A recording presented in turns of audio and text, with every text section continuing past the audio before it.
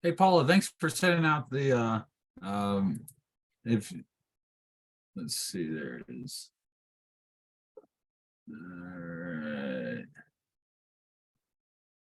Thanks for sending out the supplemental stuff for John's stuff this morning, Paula.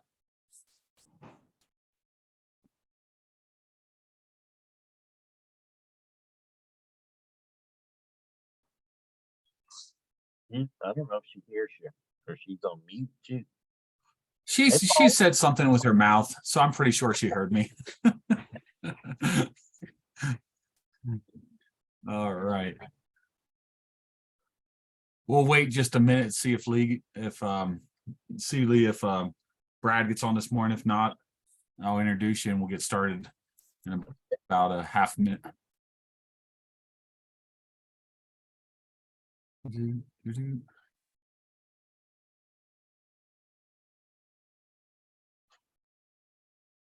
All right. Well, hey, good morning, everybody. This morning we have a special guest with us, Lee Forbes. He's going to be talking related to technical aspects of, I don't want to butcher your title, so I'm Googling it as we're talking here right now. Stream restoration in urban and suburban settings as part of watershed flood resiliency. And then we're also going to be talking about resiliency of ecosystems as a model for economic resiliency in kind of global regions. And that will be in the inspirational talk today by John Giardango. So definitely a slightly different inspirational talk than we've done some other weeks. But hopefully it's something you guys can find excitement and inspiration from this morning. So with that, Lee, we're thankful for you to kind of be willing to share with us this morning. If you want to take it over, we're ready to let you go, Lee. Lee's been a friend of Rivershed for years, almost since it started, and we're so thankful that he's willing to talk today. Thank you, Dave. Yes, let's see here. Got to get the right one and turn it on to the presentation. There it is. Okay, how's that looking and sounding? Can everybody see the presentation and hear me? Yeah, I can see the presentation. And you can hear me. All right, sounds good. Well, thanks everybody. So what I'm going to talk about today is really there's a big sea change in our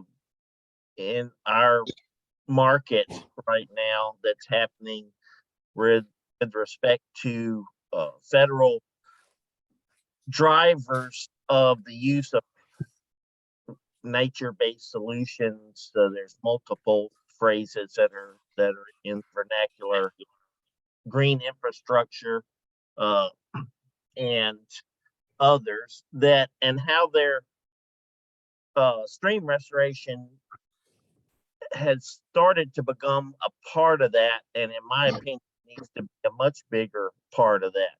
So and this presentation will show you kind of how this new market is emerging and what's happening there, and then kind of point out those areas that I see where we need to do a better job of educating the public about the fundamentals of how and why stream restoration works, and then finally showed some examples from the Harris County Flood Control District in Houston, where I've done many projects, and I think it's one of the leading agencies in the country that has embraced stream restoration, part of their sustainable and resilient flood control system.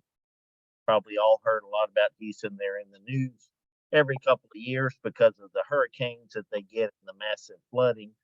And they've got a well-funded agency and a community that supports their expansion because they need to address the flooding there.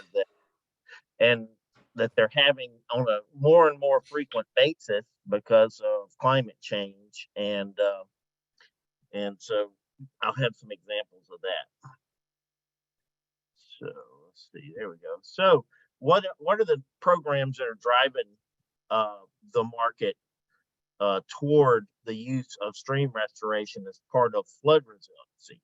Well, so when if you may be well aware of programs, and so and I got it wrong because can be very confusing. We can talk about that afterwards. Please point it out. But right now, when you have a natural disaster, and in this case, we're talking about flooding, immediately FEMA gets involved, and their biggest programs that deal with helping communities, both in the immediate response, but then also in trying to mitigate floods or other natural disasters prior to them occurring, is what they call their hazard mitigation assistance programs. And these are very well funded, and every year the funding for these is increasing from the Congress. And so if you've had natural disasters in your communities, you're probably well aware of how these programs are bringing in big dollar amounts to help communities become resilient. And it's a new thing. This basically, the federal agencies have decided there's not enough money to rebuild everything the way it was before after every flood disaster or other disaster. And so they've come upon this need and wording in all of their guidance documents that says we need to build resilient communities, and we need to reduce the amount of flooding instead of just responding to flooding every time. And that's what all these funding programs are about. So you've got hazard mitigation grant programs, this very new one, Building Resilient Infrastructure and Community, which is the BRIC program, which has almost more than every year since it came into effect in the last 5 years or so. Flood mitigation assistance, HMGP post-fire, which, believe it or not, in a lot of cases can have a lot to do Do you like this scent? with stream restoration. Smells nice. Yeah. Smells like soap. Do you mind if I burn one? Hey, Matt, you might want to put your speaker on mute there, Matt Schley. Thank you. Yeah, I turned him on mute. Okay. And then you've got pre-disaster mitigation. Okay. So as an example, we have for in Houston, we've had 3 100 to 500 year storms in the last 10 years, right? So, and everybody knows about Atlas 14, and they're updating what is the regulatory flood event of a 100-year storm. Well, in the Harris County / Houston metropolitan area, it's increased by 150% from what it was before that. So the storms are a lot bigger, and we're seeing them a lot more frequently. They've got a program to try to do a bunch of priority 2 stream restoration that I'll talk about. And just this last year, they got funded through hazard mitigation grant programs to do all of the sediment excavation, as far as excavation and off-site disposal, which is just finding a place to put it, of the soils, to build these very large priority 2 stream restoration projects, and hundreds of millions of dollars. So that's where all these things are headed. BRIC is very is the most dependent and emphasized on green infrastructure and nature-based solutions, right? And then finally, after a disaster, right, HUD and their community development block grants come in and try to help communities, even in a more longer term, well thought out way, how to build resilient communities. And I think a lot of these programs have guidance that requires them to use look for nature-based solutions as part of their programs. And then if you guys saw from COP27, the International Climate Change organization that's trying to move all that forward, that was in Egypt about 3 weeks ago, I think. Anyway, the Biden administration released a $25 billion nature-based solutions roadmap, right? And they have said that nature-based solutions are going to be the key, I don't paraphrase, the key component of their addressing climate change in the U.S. So, well, that's great news, right? So we have a whole new market. This has nothing to do with 404 program, right? This is all about helping communities deal with flooding through nature-based solutions, of which stream restoration is one of them. That's fabulous news, and that's what I hope everybody will be looking into, how you can start incorporating this into your community. Probably a lot of you already have done so, but the problem is they haven't really addressed stream restoration to the extent that they need to, and you find that in talking with the community holders all the time, that, you know, when you bring up stream restoration, they just say, I don't really see that as, you know, how is that one of the solutions that the agencies are promoting? Because we know we want to do floodplain reconnection. We know we want to do wetland restoration. We want to know we need greenways, right? Stormwater parks. You can see from this slide here, these are the primary watershed scale nature-based solutions that FEMA is educating the public on. Well, the only one that has to do with stream restoration is floodplain restoration at the bottom.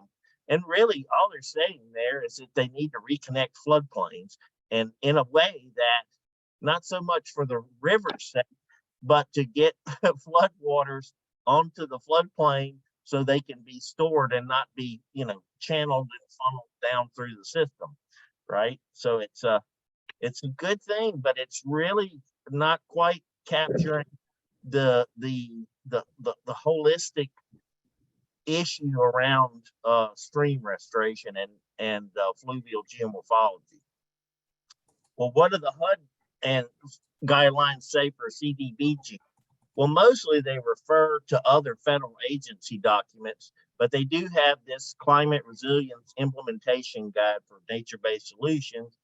And I just blew up, you know, you can see in that middle slide there from their the other tool they have is Community Resilience Toolkit. And that middle slide just shows some of the areas that the areas where they see us needing to have these nature-based solutions. And you can see the only two places that stream restoration comes in there is at erosion and inland flooding. And they really, the most strong words they have related to holistic management of the rivers and streams is this phrase: they want to promote stream and wetland restoration to ensure adequate retention, drainage, and diversion of stormwater. And again, that is true and it's awesome, but it doesn't address the state of our rivers as they exist today. And then finally, under the environment plan, they encourage participants to reestablish natural floodplains. And then under erosion, they say encourage the use of natural bank stabilization techniques. And yes, so a big part of all the nature-based solutions guidance at the federal level talks about using bioengineered bank stabilization techniques, right? And that's good, but I think we all know as practitioners that if you just do floodplain reconnection and bank stabilization, the solution provided is going to be very short-lived as the channel it's going to respond and continue responding to the watershed and have problems there. And finally, we did get great guidance that does look at rivers on a holistic level, and it's from the Army Corps of Engineers. They had the ERDIC, which is in Vicksburg, Engineering Research and Design Center, I think. Yeah. They came out with their international guidelines on natural and nature-based features for flood risk management. It's a big deal. All the biggest international equivalencies to the Corps were involved. The Corps was the lead author, so this should buy-in across the world, from the World Bank and UN and things and other agencies like that, and of course the participating countries. And it's the most holistic guidelines for stream restoration that we've seen yet, where stream restoration is mentioned beyond just floodplain connection and bank state. And they've got a whole chapters 15 through 19 focus on fluvial systems, and the guidance acknowledges the importance of fluvial geomorphology and the watershed context of holistic river management. That is, all stream reaches are connected and affected by other reaches and the watershed hydrology and natural and stable channel forms. Okay, so they have those words in there, and it sounds like we've made it there. That there is finally a federal guidance that's talking about stream restoration as part of flood resiliency. However, when you dig into the guidance for the Corps' new international nature, that's another term for nature-based solution, natural and nature-based features, right? Their stream restoration prescriptions and beneficial outcomes fall well short of what we know as practitioners of natural channel design. So that's the first time we've got that phrase in here, natural channel design. But right, so what are those? What are we doing when we do stream restoration? We are trying to restore the natural stability of a stream channel, and that's the driving goal, right? We're trying to restabilize unstable stream systems. And the definition being that the one we use from Roskin, but if you look at Roskin's definition, it's derived in large part from many other prior authors and scientists like Luna Leopold and many others. And so it's this kind of a good overarching definition. It's the stream channel stability is ability of a stream over time in the present climate to transport the sediment and flows produced by its watershed in such a manner that the stream maintains its dimension, pattern, and profile without either aggrading or degrading. So, right, and we all have seen this more than likely in our work and in our training. But the key there is dimension, pattern, and profile, right? You have to address them all. And the only things we see, only places we see in the Corps' new international guidance that relates to that is that they say river and floodplain management. You can see the benefits up there. I've circled them in red. Yeah, that's right. What none of them say is that they provide a stable system over time in the conditions that the watershed is in, right? And erosion management just says we need to protect river banks and reduce erosion of banks, right? And replace hard engineering.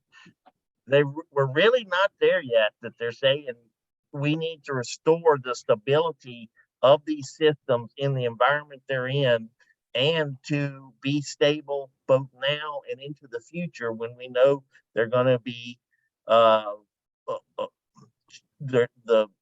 watersheds are going to be changing again in response to hydro modifications that are just part of humans living in the landscape, right?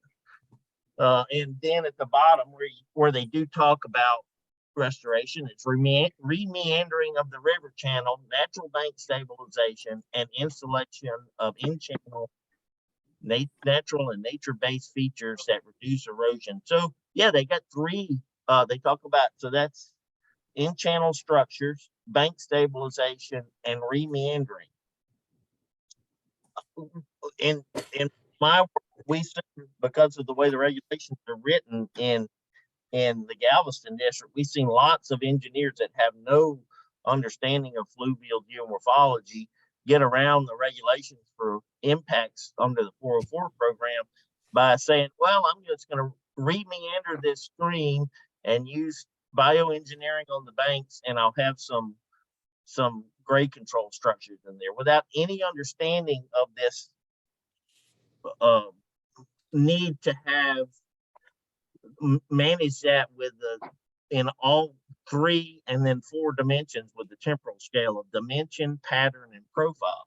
And so we've got we're going to see lots of failed systems that don't address it holistically at the stream level. So just going back to those things, right? At the rudimentary level of what our science is, the science of formation of riverbeds, floodplains, and streams by the action of water, fluvial geomorphology. So, right, these alluvial channels where most of us live, the floodplains and the streams are formed by the stream in a very unique and way, right? And what they're trying to do is do the least amount of to do the work they have to do, which is moving the sediments and the water that come into the system, right? And so this is the entropic tendency of river system towards minimal work, right?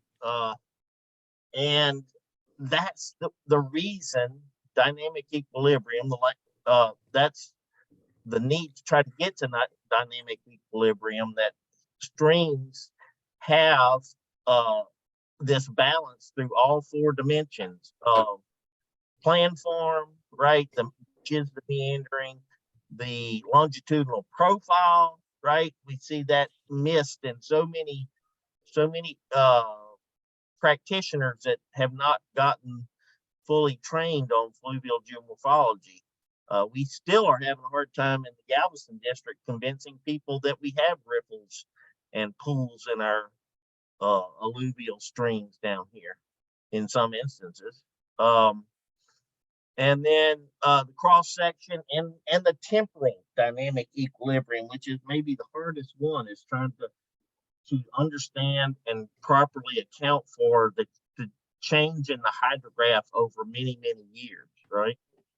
And the way you get nested channels as a result of that each one of those channels is built perfectly in in cross-sectional dimension to be the most efficient to move that sediment and water under these different conditions, whether it's base flow, then like an inner berm that might be formed, or it's commonly formed in our channels, and then bank full, right? And then we've even seen some upper terraces that form because we've got so many in these really incised channels in Houston. So this hydro modification that is coming, it's here, it's going to continue to be here, and it's not going to go away. So, and that's the key to this, is that we have to be able to explain to people why we need to look at the whole stream in dimension, pattern, and profiles, because of the response that we're going to have to hydro modification.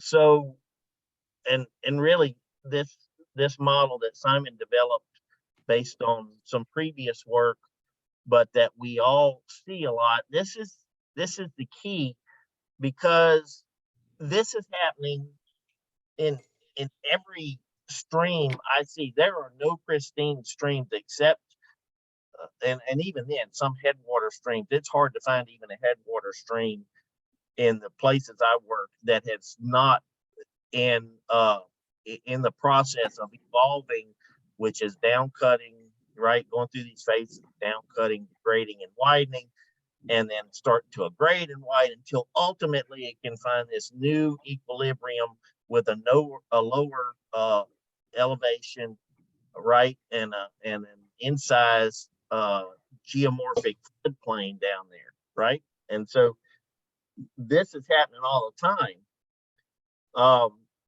And the problem is that their channel evolution, I don't know if y'all have seen my presentations before. I present this all the time. It's just an example of all our BMPs look at the watershed before waters get into the channel. And so you've got a terrible site there with terrible stormwater BMPs. Everything's failing. And yet the amount of sediments from that terrible site that's really not meeting the requirements of the stormwater management plan compared to what happens, we have banks failing along incised natural streams that are going through the channel evolution project, and it's orders of magnitude more sediments being dumped into the system. And it's so frequent that most of our channels, we see really, really high sediment loads beyond what we would see if the entire system were stable. And the point here too is that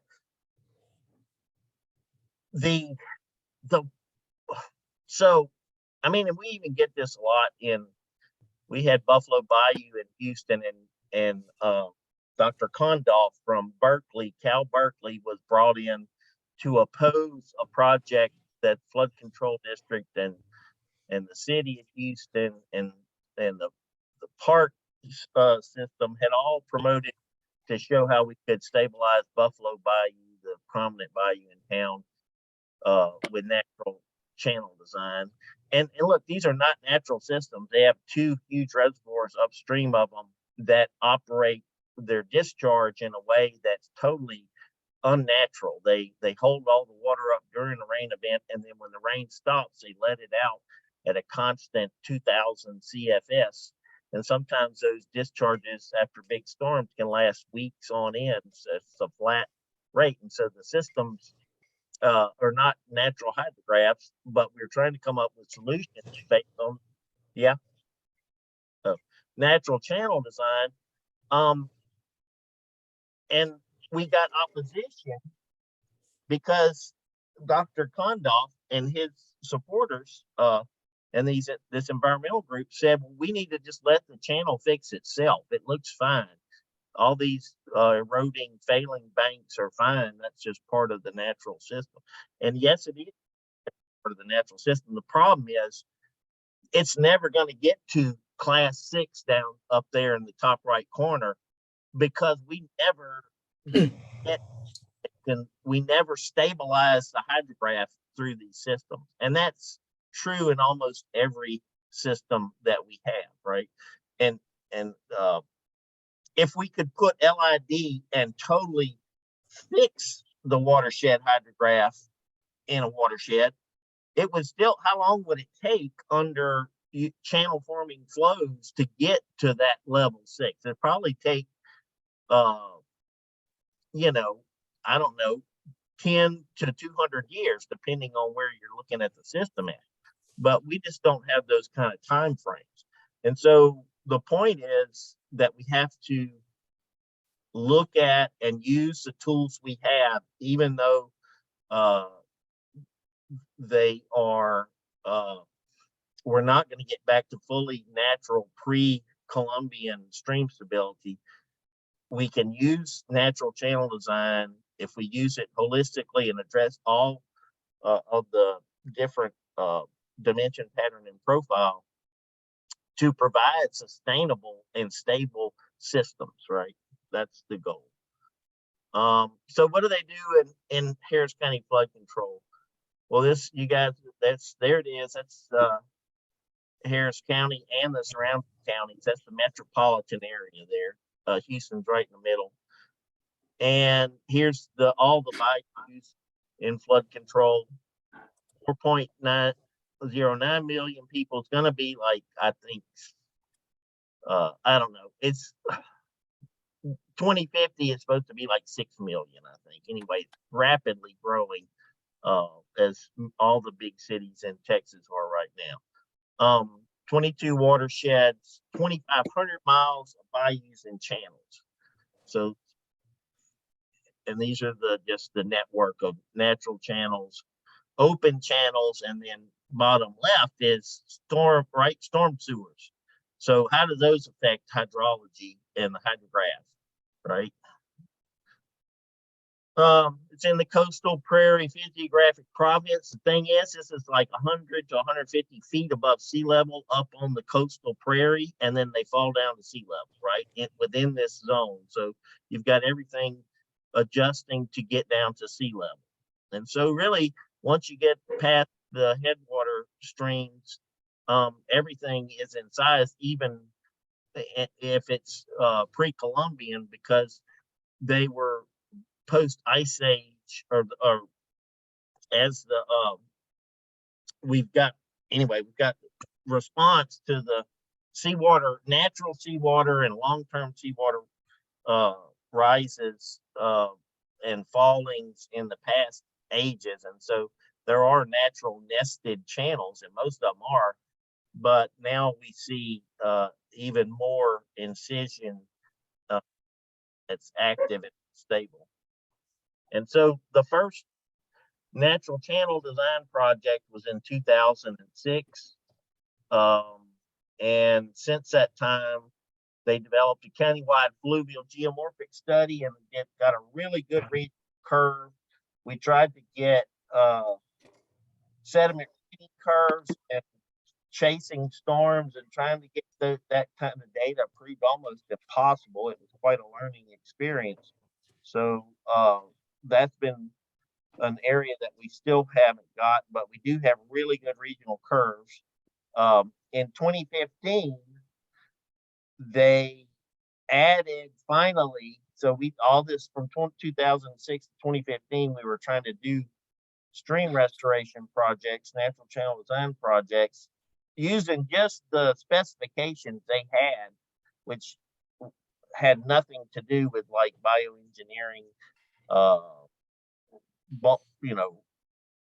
cross veins, any kind of in-channel structure. So they got prescriptions added to their specifications in 2015, and they added the phrase natural stable channel design to say that basically to say, look, we're not going to get fully pristine natural streams because we don't have boulders, and most of our streams are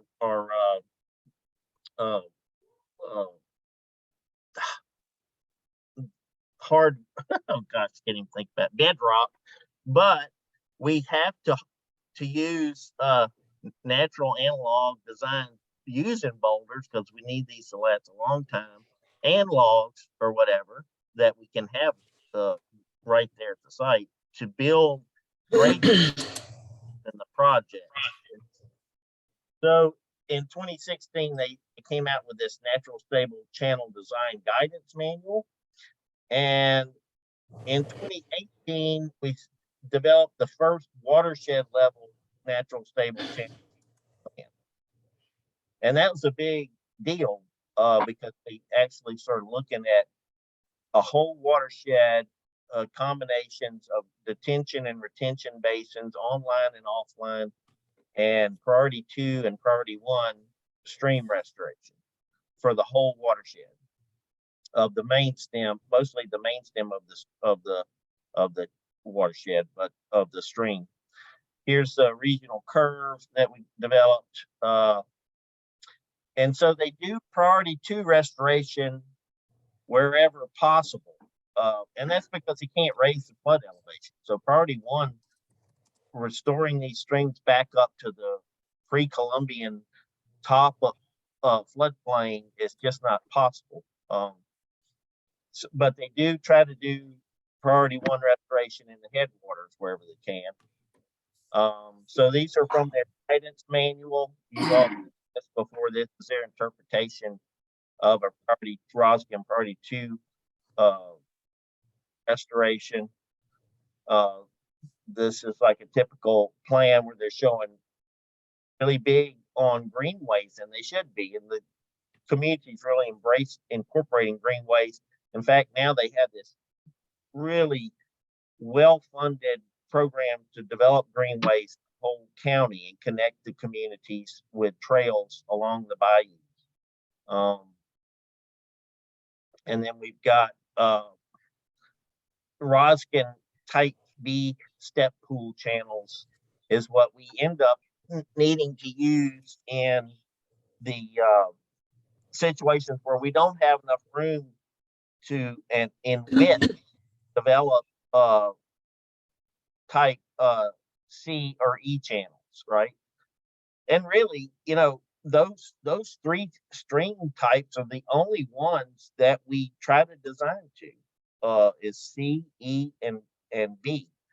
And so it's that really, and it's because we have these fully alluvial systems, right? And we don't have any boulders, and we have fairly low slopes, but those are the streams that work everywhere. And so that makes it a little less complicated.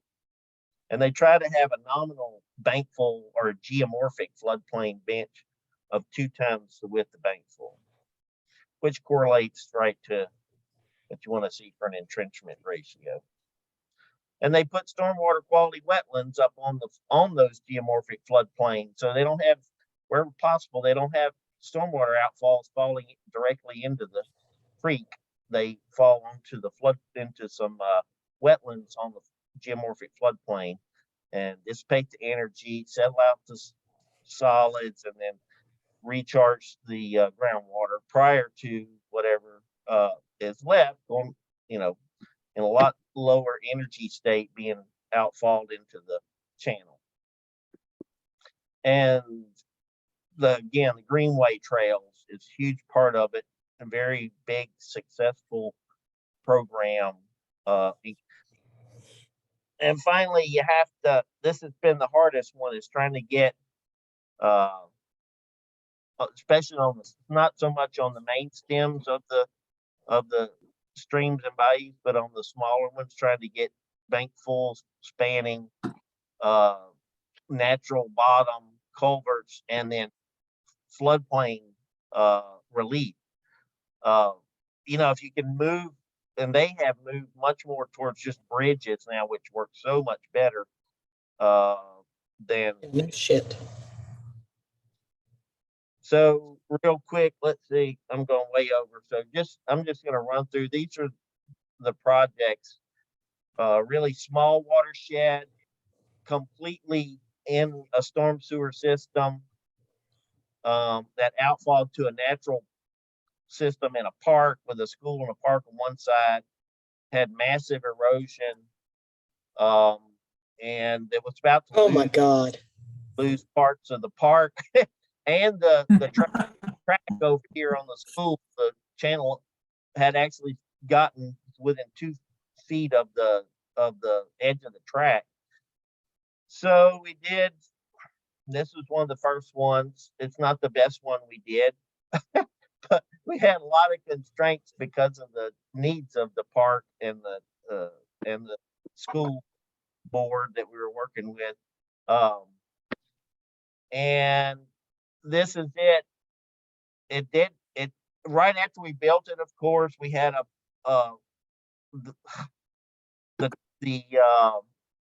big flood, and it was really got a lot of damage in that, but it really was all superficial. It looked terrible, but they came out and redid it themselves pretty fast.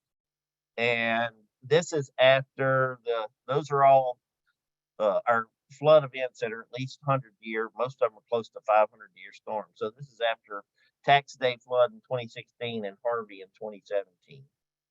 And I need to go get some more pictures now, because I'm hoping, you know, this is the big thing. The people that are opposing these projects is saying you cut down all those trees and now you got this. And we're like, well, you got to wait 20 years for the trees to grow up, and then it's going to look a lot better. And you're not going to have those shear banks that are, you know, taking away all the park and school land. So this is after that.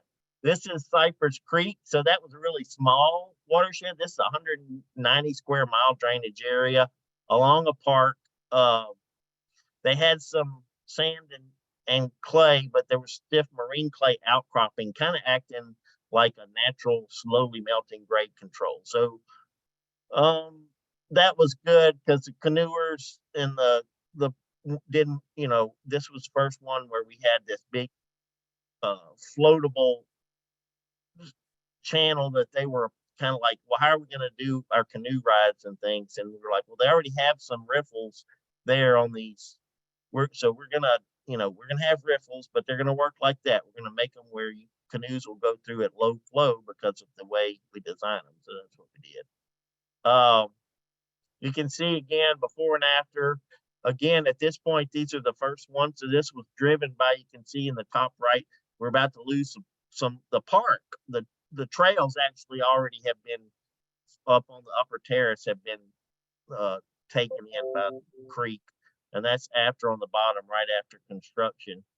And here's the big thing to note here, that the cost for this project was less than riprap lining and certainly less than concrete lining, which if you either got to do nothing or you got to completely line channels.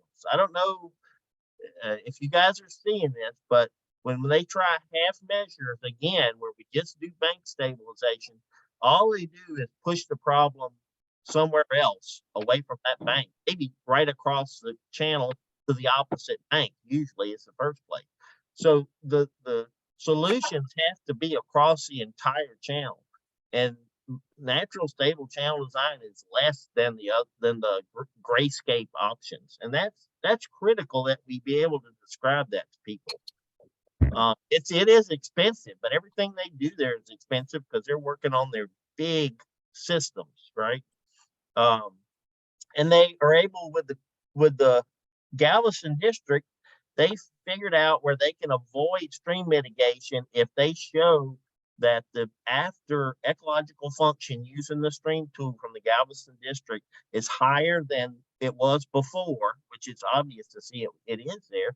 They don't have to do stream mitigation. That's $600 to $1,000 a foot of avoided cost. And they're starting to do their own look at, these are by far and away the least O&M costs they've got of any of their systems. So these things can't do work, and they make sense on a cost benefit basis compared to gray infrastructure. So this is just to show you, I'm gonna go really fast now. Okay, so the park, but we did 2 reaches. There's how bad it was. Again, just really, really cool. And we did, here's construction, right after construction, and all the stormwater wetlands and the couple of riffles we had that were Cascade boulder riffles. And then I'll show you, here it is at before and after, right after we got planting. And then that's after the 2016 Memorial Day flood. We had another, so we had 3 floods. I should have put that in the other one. All 100 year, 500 year. And look, it's stable, and it's rebuilding with the sand on the bank. It's rebuilding itself, rebuilding point bars, and it's just really awesome the way it's holding up. Hunting Bayou, urban setting, wanted to make a point here. So we've got a bunch of projects, and we're just going through and showing them how they can do mostly beat channels. And then finally, Little Cypress Creek watershed. This is where we did a whole watershed. This is their new approach, is look at it where they can from the whole watershed. So this is a 50 square mile watershed, and we developed the flood control developed. We were part of it. We didn't do it all at all. We just did the natural channel design, fluvial geomorphology part, but would develop a plan to use natural stable channel design and flood detention basins inline and offline to do the whole watershed. And this is just an example showing you, right, the green is the detention basins, and up you can see the cross section for the channels. These are priority 2 stream restoration. So they don't have this is, what you see in the bottom is just in the master plan is just, that's going to be a natural channel design. Don't worry that you don't see, that's not going to be the cross section. But it kind of makes a point is that when in these systems, the stability provided by the natural stable channel that we build in the bottom with the geomorphic floodplain is critical, and it has to be done just right. But when we get the high storm events through here, it disappears hydraulically. But they've tried to just build what they call pilot channels, just like this, trapezoidal channels in the bottom, and it immediately starts unwrapping itself, right? It just doesn't want to be a straight trapezoidal channel. So finally, they're making the final leap to doing stream net restoration in the bottom of these big constructed flood control channels. And again, they got FEMA money to do all of these excavations up here, which is good. And then that's just a guidance document. Document how we develop first level iterations of design. Sorry I went so long there, Dave, but that's it. Give me a call or email if you have any questions. Or Lee, if it's okay, let's take some questions online. I don't want to take too long because I do want to get John on there, but we will be recording John's talk too. So if somebody has to jump off, they can get back in and watch it on River Shared website. So. Yep. Thanks. Sorry about going long. Oh, it's okay. Thank you very much. I appreciate it. Does anybody have any questions for Lee today?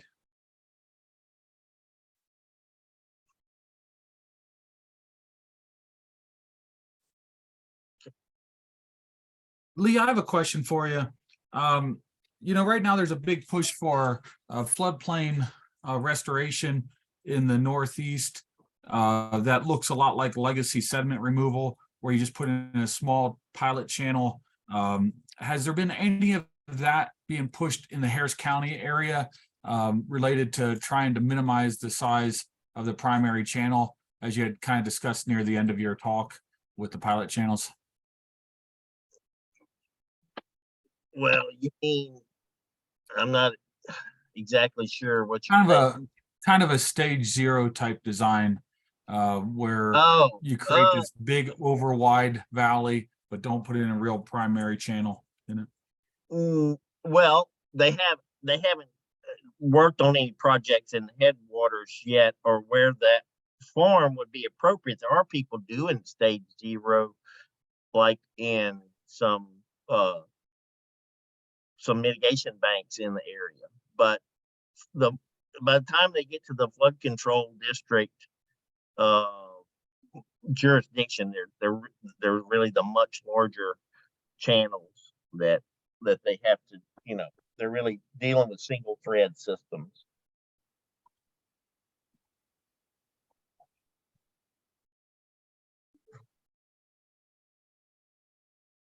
Lee, how far different is when you were looking at this type of work in 2005, how far different is it from where you thought it would be here in 2022 compared to where you thought it was going to go in 2005 related to doing natural channel design and restoration for flood control in Harris County?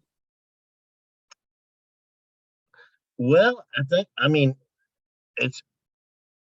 would have thought it would not be up to my expectations of happening fast enough.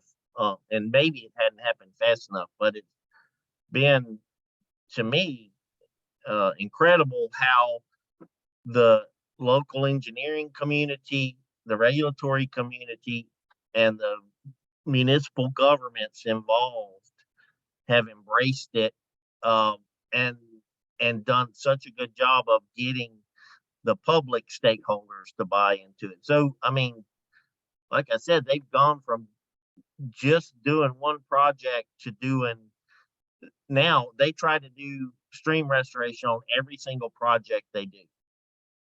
And they're starting to look at taking out concrete line channels, major systems, and doing renaturalization, which is the final step.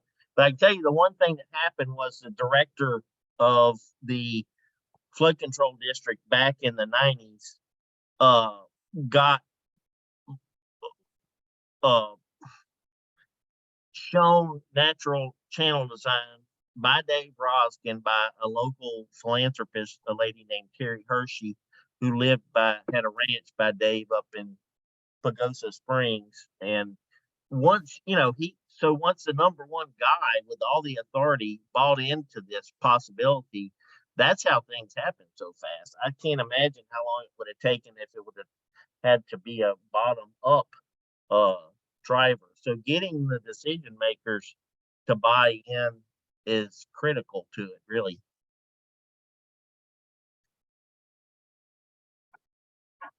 Well, thank you, Lee. Yep. We're going to move on to the inspirational side of our talk this morning. We appreciate your time, Lee. If you have more questions for Lee, please contact him or contact Paul or Brad or I, and we can get you in contact with him to ask questions. We're running a little bit late today for the inspiration talk, so it will be recorded and posted on Rivershared, so you'll be able to kind of see the end of John's talk if you don't get a chance to. And just to be kind to John, I'm going to ask you quick, John, do you have time to kind of continue your talk if we run over 7 o'clock, or do you have a hard end at 7 o'clock today? Morning, David. Yeah, no, I've got time. I'm happy to. Okay, good. All right, so I'd like to introduce John Giardango. He's been a close friend for years. He specializes in ecosystem